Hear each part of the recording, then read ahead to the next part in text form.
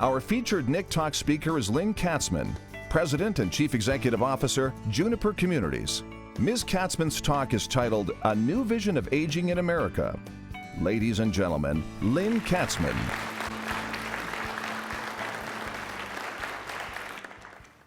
Have you ever felt like an outsider? I remember my first time vividly. Can you picture this little girl in 1963? I'm an immigrant's kid. Both my parents are German Jewish refugees. I was born here, but I didn't look it. Even though my parents spoke perfect English, they broadcast our European roots by dressing me in little French outfits. I definitely stood out from the other little girls. They had white go-go boots and mini skirts. And I really wanted those go-go boots so I could be part of the in crowd. In 6th grade, I remember coming home, lying in my bed and crying, because I still wasn't one of them. No, I was smart, I was energetic, I had lots of opportunities. But the problem was, I didn't see things that way. I felt invisible, worthless. I bet most of us have a story of feeling on the outside, or even worse. But hey, if you're one of those lucky ones, still unscathed by discrimination, beware. If you're fortunate enough to grow older in America, you won't escape. Ageism is as American as apple pie. It's everywhere, and it's ugly. I recently heard 78-year-old wonderful Pope Francis, the People's Pope, criticize Europe as a grandmother, no longer fertile or vibrant. Just think of the negative stereotypes he inadvertently used to paint his picture. Even this incredible man. And then, of course, the birthday cards with their usual message. Sorry, you're a year older and on that inevitable downhill slide to failing health, diminished intellect, and death. So what's to celebrate here, my friends? Ageism surrounds us. But why should we care? Well, 2 simple reasons. First, you, and I, we're going to get old. And 2, our business is old people. Now, on the personal side, I'm really worried because women take a hit as they get older. My mother, for example, she dreads going to weddings now because she's put out to pasture at the leftover table. So even though she loves to dance and to celebrate, she ends up feeling isolated and lonely. And it happens to men, too. My guess is many of you define yourself by your work, right? What happens when you lose your job because you become 75, 65, 70? It doesn't matter how old. When you lose your job, it's painful. And it affects women too, particularly those of us who really love our work. So while a few famous older Americans, people like Warren Buffett or Betty White, may escape ageism, you and I, we won't. Now let's talk about the professional side. Senior living is our business. Older adults are our market. Because of ageism, I believe so many people see our communities at worst as a warehouse for the frail and demented, and at best as a nice place for them, those folks who are past their sell-by date. Senior living is bought as a default because we're associated with the negative aspects of aging, something we all fear. Is this good for business? I'm sorry, but I've got to add a bit more fuel to the fire. The boomers, the silver tsunami. The boomers have revolutionized society and disrupted many an industry before, and they have the numbers, we've heard them, 1/3 of the population and nearly 3/4 of the wealth. But they don't see our senior living as their future. No, they want independence, privacy, and choice. Does that sound familiar, folks? Problem is, they don't think we can deliver. But there is a saving grace.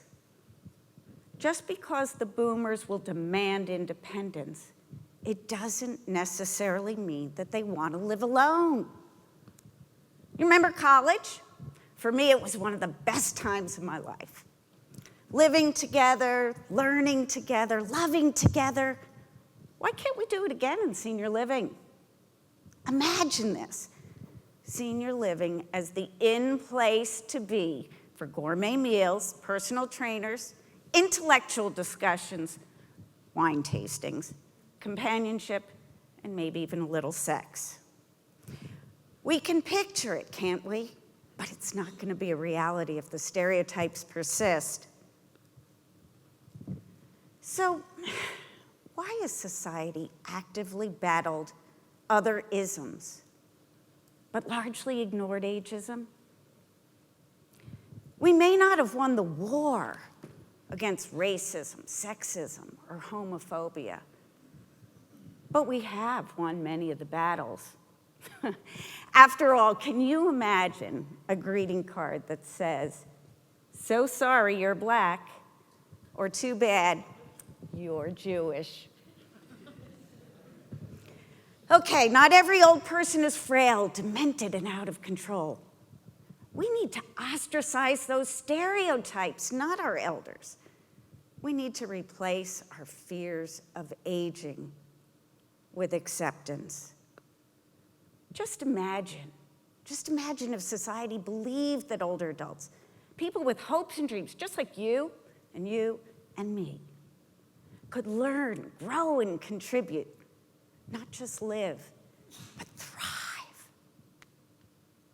Imagine how much easier it would be to keep our buildings full, to attract great staff. I admit, ending the battle on ageism will take a lot of effort, and it will take more than us. But what this war on ageism needs is leadership, strong leadership, with a clear, unified message. And we need leaders who not only talk the talk, but who are willing to walk that talk. My friends, we can and we must be those leaders. So here's the battle plan. First, let's lead by example. You know, the words we use matter. Let's get rid of the baby talk. You know, the condescending words we speak with a loud, slow drawl. Lose those pet names. It's not that hard to call everyone by their given name. And yes, even if they're funny, do me a favor, catch yourself. Let's ban those jokes about aging from our repertoire. 2, let's raise awareness. Will you join me? Let's walk down the hall to our human resource department. What are they doing to dispel those myths and stereotypes? Is ageism part of your onboarding curriculum? How about your diversity training? If not, just give me a call. We've got some, and I'd be happy to share our curriculum with you. And when we make hiring and retention decisions, let's remember that older employees are a good business decision. Let's keep them. Let's value them. Let's include them. 3rd, we need to inspire others, and for me, this is an important one. Let's flood mass media with a new vision of aging in America. We can tell new stories. We can paint different pictures. And we need to do so, particularly in ways that reach young people. Now, the best new example I've seen is a new Depends commercial, the one about underwearness. Look at them. proud and out in adult diapers.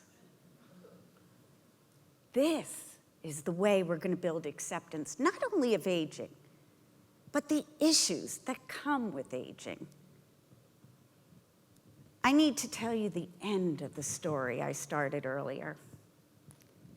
The one about being the nerdy kid of immigrants. Things changed for me in 8th grade. I finally stopped crying. I started my own group with kids like me. I know.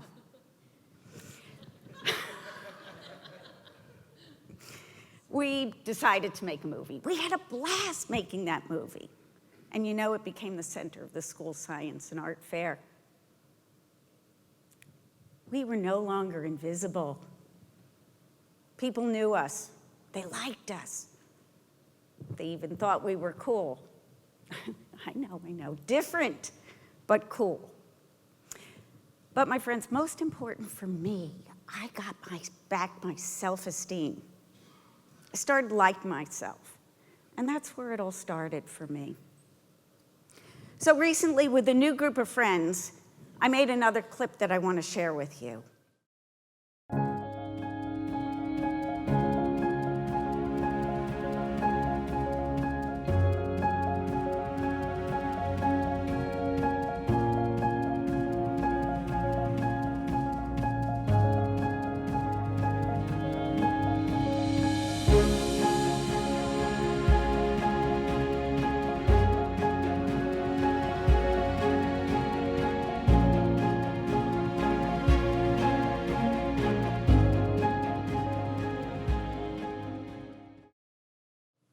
So college and senior living are not that different.